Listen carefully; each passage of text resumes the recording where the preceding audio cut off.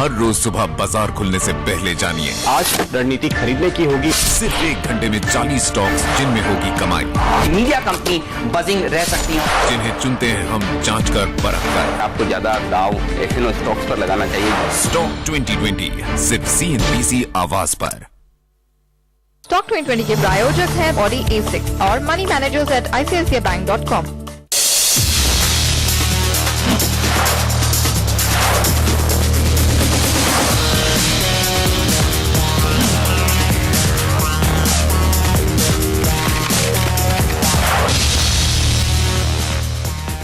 Welcome back. आप देख रहे हैं प्रॉपर्टी गुरु और यहाँ पर हम दे रहे हैं आपके लीगल सवालों के जवाब। हमारे साथ बने हुए हैं लीगल एक्सपर्ट विनय सिंह। तो आइए विनय जी के साथ सवाल जवाब के सिलसिले को आगे बढ़ाते हैं। हमारे अगले कॉलर है विजय मेडकर साहब। विजय जी पूछिए अपना सवाल।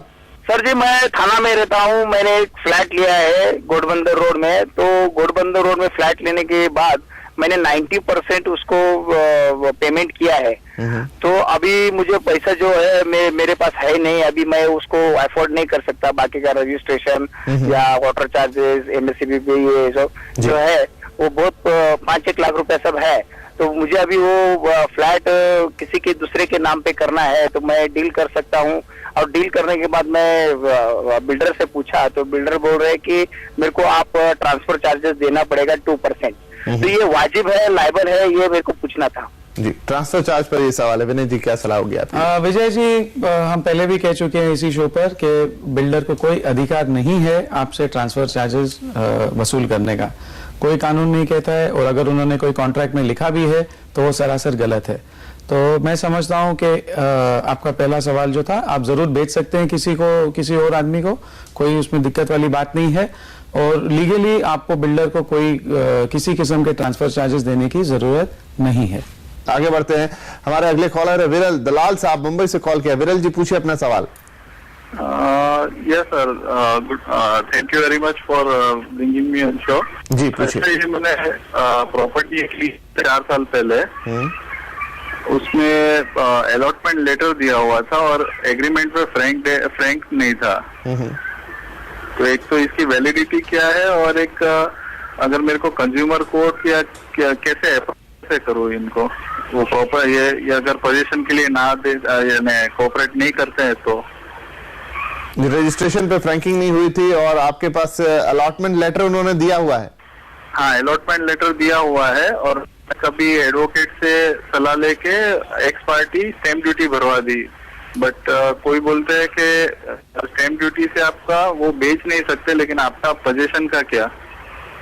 जरूर यहाँ पर विनय जी से सलाह लेनी होगी। विनय जी इसमें क्या कर सकते हैं अभी? विरल जी, थोड़ी जानकारी और मैं चाहूंगा आपसे। आपने एग्रीमेंट जो है वो आपकी बनी है हाल ही में, और आपने स्टैम्प ड्यूटी भी भरी है उस पर, राइट।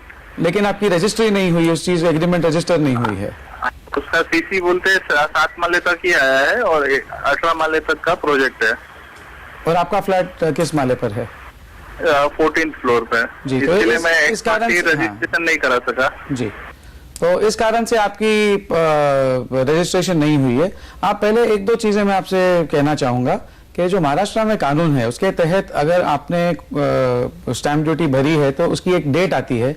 आप एग्रीमेंट पर और आपकी जो रिसीट है उस पर देखेंगे तो एक तारीख होगी। आपकी जो भी एग्रीमेंट है उसे आपको 6 महीने के अंदर उस तारीख से आपको एग्जीक्यूट करना है एग्रीमेंट को।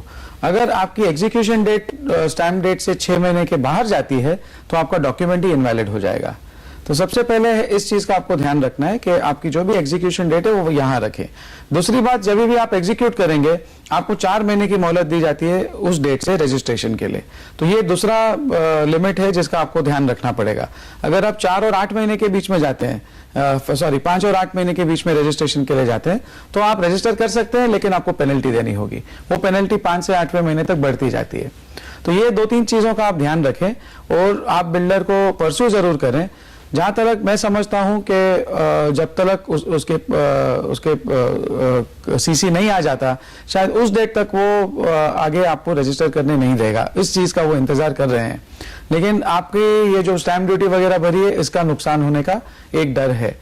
दूसरी बात, जहां तक मोफा हमारा कानून है वो ये कहता है कि रजिस्ट्रेशन बिल्डर को इमीडिएटली करनी है। कोई भी परमिशन सीसी ओसी की रुकने की उसे जरूरत नहीं है। महाराष्ट्र गवर्नमेंट का इसी चीज पर एक सर्कुलर भी है। तो मैं समझता हूं कि आप बिल्डर पर दबाव डालें कि सीसी के लिए रुकने की जरूरत नहीं है, आप तुरंत एग्रीमेंट रजिस्टर कराएं। उस एग्रीमेंट में जो भी टर्म्स एंड कंडीशंस हैं वो तो लिखे होंगे, तो पोजेशन वगैरह का जो भी आपकी एग्रीमेंट है वो आप चेक करें कि उस एग्रीमेंट में ठीक से लिखी हुई है, फिर आप उसके तहत कुछ ना कुछ एक्शन ले सकते हैं अगर आपको वक्त पर वो पोजेशन नहीं देता। तो चलिए, प्रॉपर्टी गुरु में वक्त हो गया है आपसे इजाजत लेने का, लेकिन अगले हफ्ते आपसे फिर मुलाकात करेंगे। और उससे पहले विनय जी, आपका बहुत शुक्रिया, आप आए और आपने हमारे दर्शकों के सवालों के जवाब दिए। तो इस एपिसोड को यहीं खत्म करते हैं, लेकिन हाँ, आपके मन में अगर प्रॉपर्टी से जुड़े लीगल या फिर इन्वेस्टमेंट वाले सवाल हो तो आप हमें जरूर लिखें pt@moneycontrol.com पे, साथ ही अपना नाम और पता भी लिखें और फोन नंबर भी, ताकि हम आपसे संपर्क कर पाए। फिलहाल के लिए इतना ही, अगले हफ्ते आपसे फिर मिलेंगे, तब तक के लिए नमस्कार।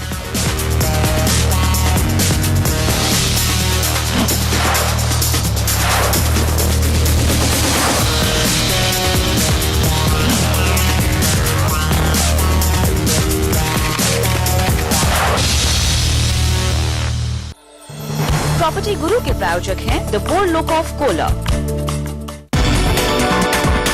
Watch industry experts discuss ways of making Northeast India a more vibrant market at UTI Mutual Fund and CNBC TV18's Financial Advisor Forum 2011 in Guwahati. What is required is actual financial planning process. You need to spend time with the investor, need to know his needs and clearly state this is how much you require to meet each of your life stage needs. Catch UTI Mutual Fund and CNBC TV18's Financial Advisor Forum 2011 at these times only on CNBC TV18. Presenting sponsor